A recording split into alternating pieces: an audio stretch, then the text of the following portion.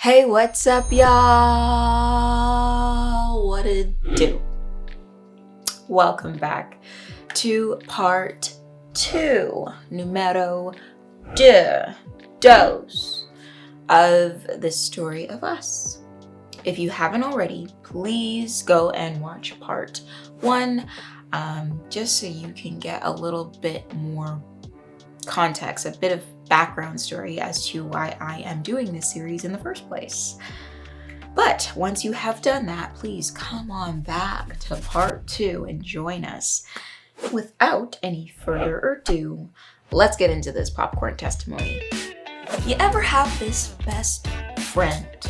And I mean really best friend, like best friend, like best friend, like best friend that you just do everything with, you go everywhere with, you share everything you have with, you eat with, live with, breathe with? Well, I did. I met her in grade 6 and we were friends for a very long time, over a decade actually. We grew up together. Now she was the type of girl that stole the room. You know, that type of girl that everyone knows her name, everyone wants to be her friend, you know. But me, now me on the other hand, I was not that. I was the little black girl who wished she could, the little black girl who stood in her shadow and, kind of did everything she asked or said because, she was that girl. And just like everybody else at that age, I wanted to fit in, I wanted to be noticed. Now, before I go any further, I just want to say this is not about to be some kind of bash your friends segment, okay? This is all about God and about me sharing my testimony and things that I have been through in hopes of helping somebody else overcome their struggles. People who might be going through the same thing or a similar thing. That said, my friend she was a great girl, loving heart. Unfortunately, I just feel like life brought her through, some tragic things that ended up altering her perspective on different things, life in general, relationships, the process of success and how to succeed in life and get ahead and just different things.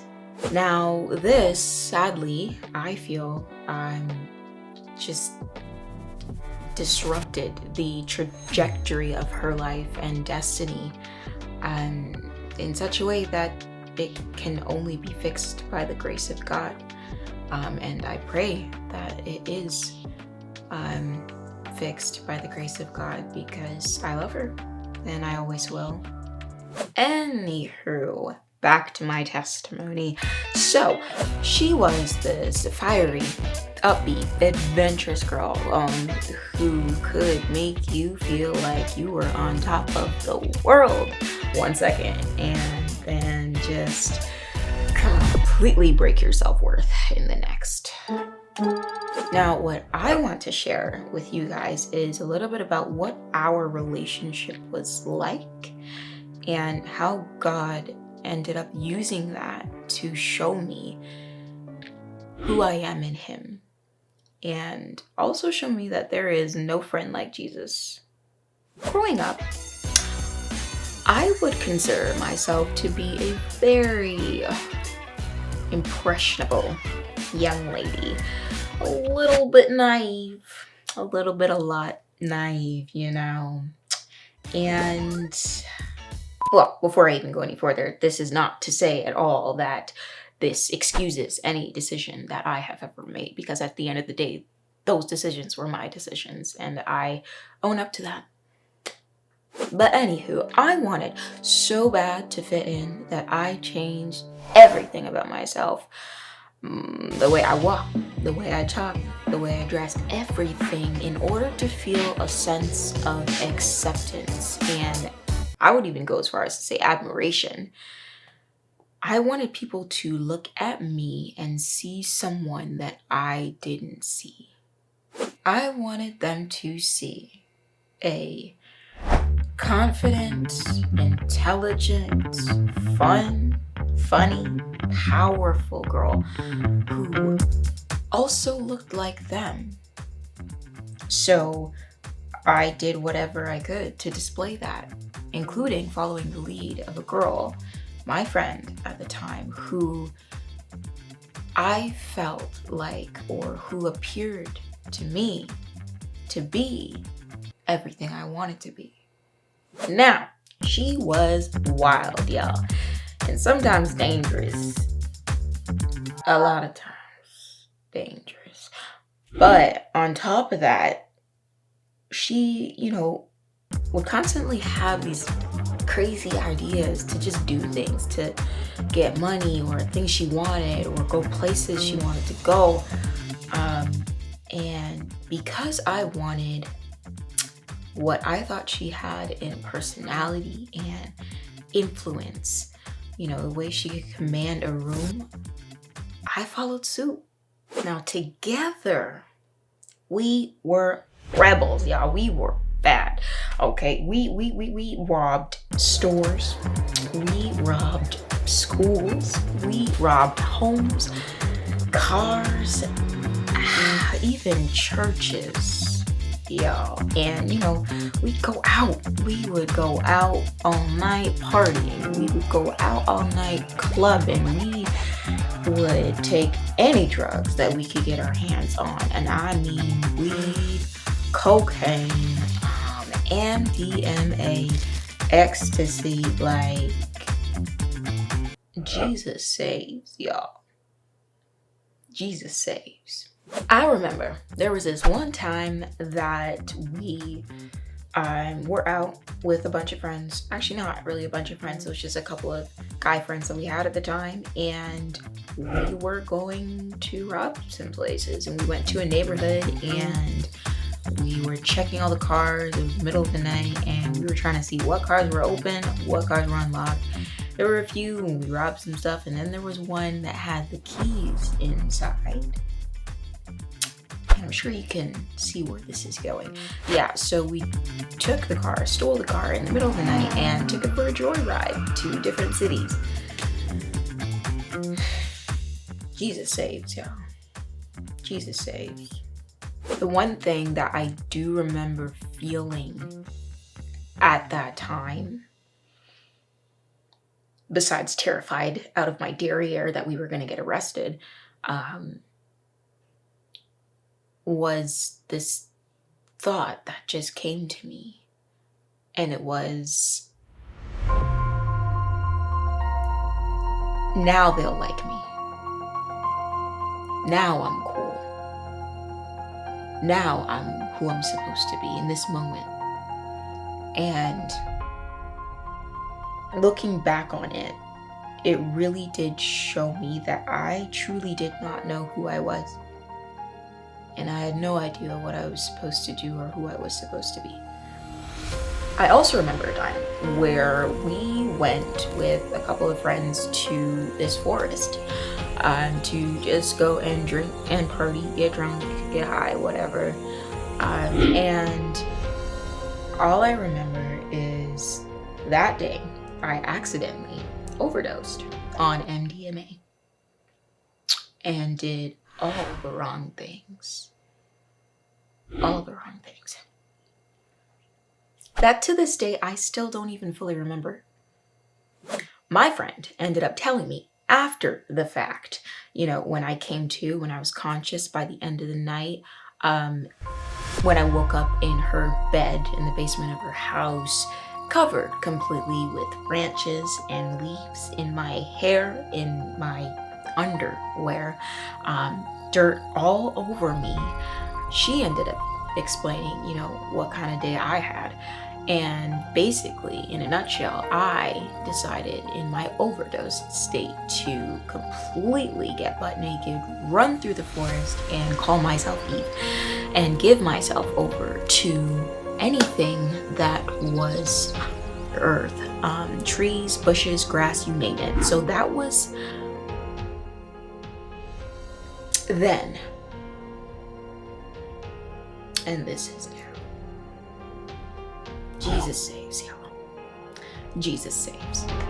Now, all I personally really remember, besides tidbits of flashes of things from that night, from that day, is the beginning of the day when we initially all met up and we were taking the drugs. All I remember is popping more pills than I knew I probably shouldn't have.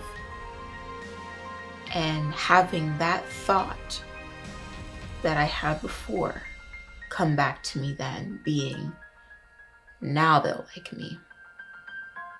Now I'm cool. Yeah, we even, like, me and my best friend at the time, we would even go as far as hurting our bodies in order to look a certain way. I remember there was a time when, my best friend had, as we all do, as I did, a lot of girls, specifically body image issues, and she got to a point where she started throwing up, to look a certain way. And then it got to the point where she looked at me and said, you should probably be throwing up, even though, I was literally 100 pounds. But, when you don't know who you are, you start doing things that don't represent who you are, truly. And, we started hurting our bodies just to be able to look a certain way. And I remember I even got to a point where I didn't want to look like me. I remember there was also this one night where we were hanging out at her house as I usually did, because I lived right across the street from her, and I would go over to her house all the time, sleepovers, all that stuff, the whole shebang, whole 9 yards. And we were just hanging out, and we had no plans for the evening. And then she gets a call from this group of guys who invited us out to go and drink and party, Now, obviously, as you can probably imagine, her immediate response was yes. So she ended up coming downstairs to tell me the call she got and let me know that there were a couple of guys who were going to be at her house in 20 minutes and we had to be ready to go and party. And my immediate thought was, oh my gosh, I am terrified. Why? Because my hair was not done. Now, disclaimer, when I was younger, if you didn't already get that from, this entire video so far, I wanted to be white, or at least whiter than I was. Didn't like the color of my skin, and I wanted that to change and represent white more in every way that I could, in my skin color, in my hair, in my clothes, everything. And because of that, I ended up wearing weave all the time, always had weave in. And I was one of those girls who would take a shower, look in the mirror, put the towel on her head and start looking fabulous, or thinking I was looking fabulous because my hair was way longer than it actually was. That was me. So I always had weave in, but for that night, I did not have a weave in. I had my natural hair out. Now, to me, this was the end of the world, because in my mind, I don't have an option here. I need to say yes, and I have to go to this party because, I'm trying to be cool. I want to be liked. I want to be accepted. So I have to do whatever she says. Now, I also remember her at that point in time looking at me and telling me something along the lines of, yeah, and you need to fix your hair because you can't go outside like that. Mind you, I never told her about any of my issues in my own skin. That was something that I kept inside, so she never knew about that per se. Now, she, whether knowingly or unknowingly, was the type of person or type of friend, type of white friend, who would, when it came to my black side, either use it as something to show off at a party, like I am an animal at a zoo, or use it or view it as something that needed to be changed or altered before we got to the party. So yeah, that was that.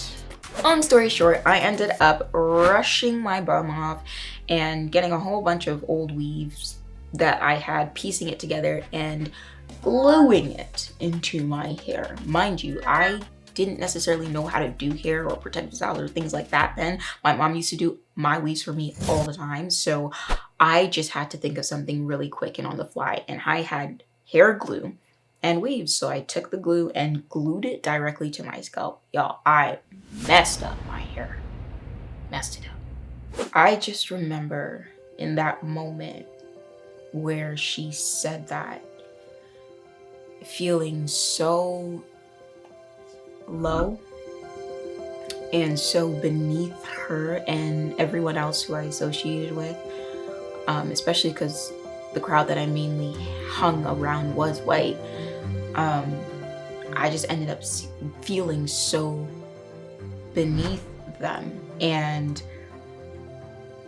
thinking to myself, if only I were white, then I wouldn't have this problem.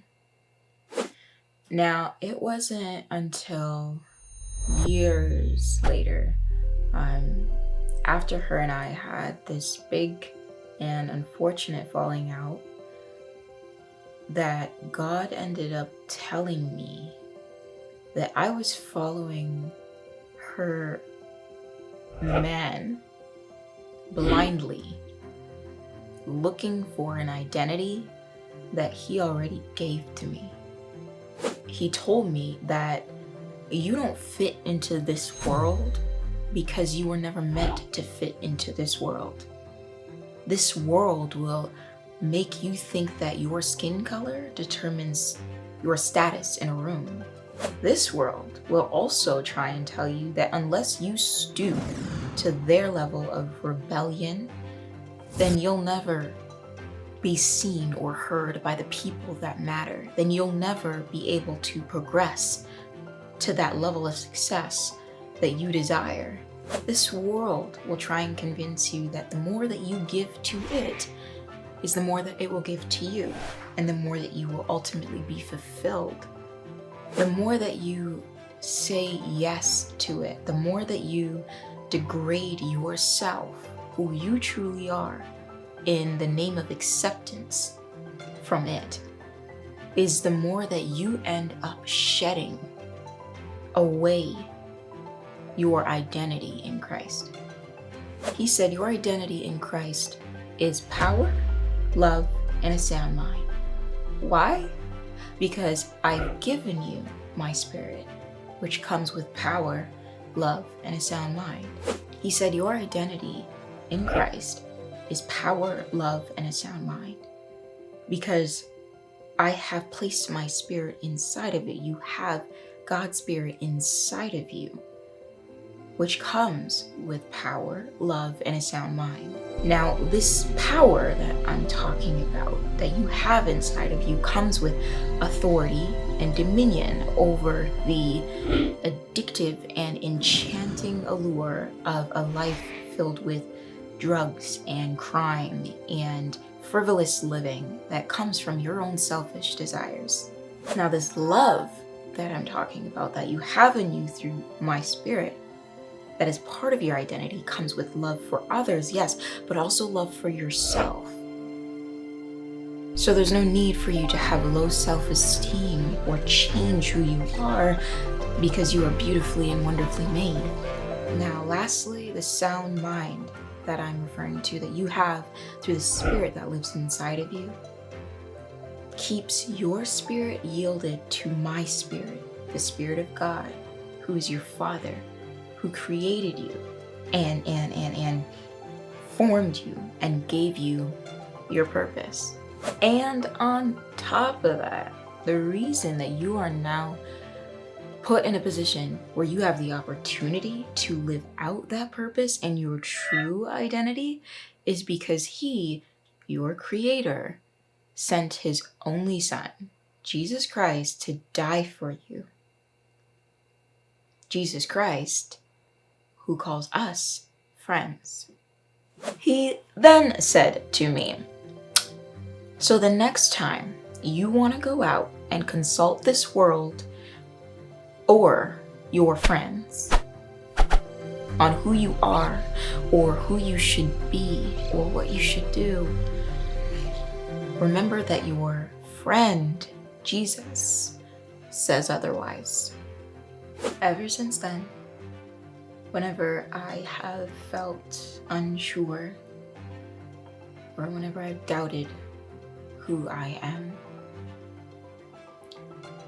I just remember who He is.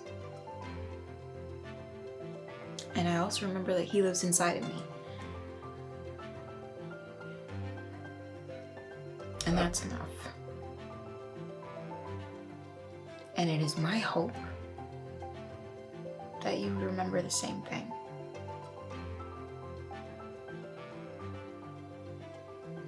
See you in part 3 of the story of us.